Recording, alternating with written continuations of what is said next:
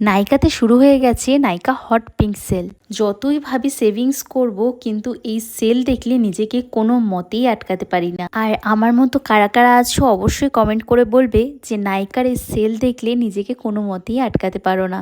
আর এখন হচ্ছে সব থেকে কঠিন কাজ আমি করতে চলেছি, যেটা হচ্ছে আনবক্সিং। এই পার্সেল আসার পর আমার ধৈর্য 1 সেকেন্ডের জন্য কাজ করে না। কখন আমি বাক্স খুলে জিনিসগুলো বার করব সেই আশায় ভুলভালভাবেই ছিঁড়তে থাকি। আর এই হট পিঙ্ক সেলে এইবারে দেখলাম প্রাইসে অনেকটা ডিসকাউন্ট দেওয়া হয়েছিল। যদি আপনারা নাইকা অ্যাপ থেকে জিনিস কিনে থাকেন তাহলে বলবো এই হট পিঙ্ক সেলের থেকে ভালো টাইম আর কোনোটাই হতে পারে না। প্রোডাক্টের উপর 60% অফ ছিল এবং কিছু কুপনও মাঝে মাঝে ওখানে দেওয়া হচ্ছিল। আপনারা যখন অর্ডারটা পারচেস করবেন কুপনের অপশনটা ভালো করে একটু দেখে নেবেন।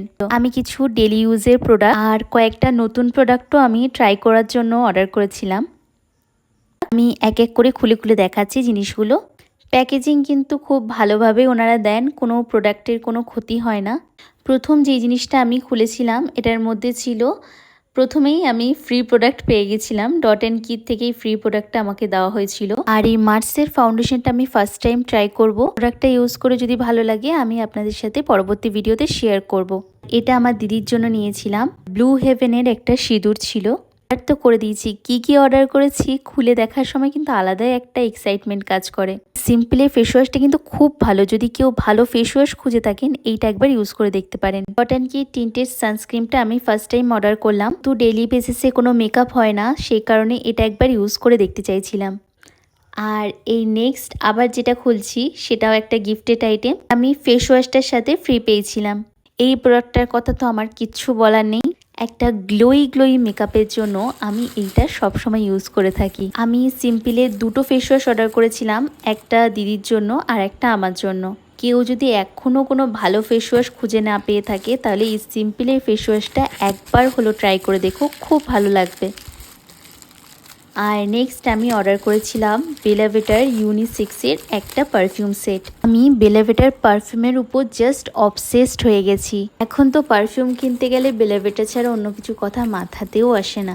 আর পরবর্তী যে জিনিসটা আমি বার করছি সেটা হচ্ছে একটা মার্সের ডাবল ট্রাবল মাস্কারা। এটারও আমি অনেক কটা রিভিউ দেখার পর এটা কিনেছি। মাস্কারাটা আপনাদের ল্যাশকে হাই ভলিউম দিতে সাহায্য করবে। আর লাস্ট প্রোডাক্ট হলো টলিমলির রাইস স্মুথনিং টোনার।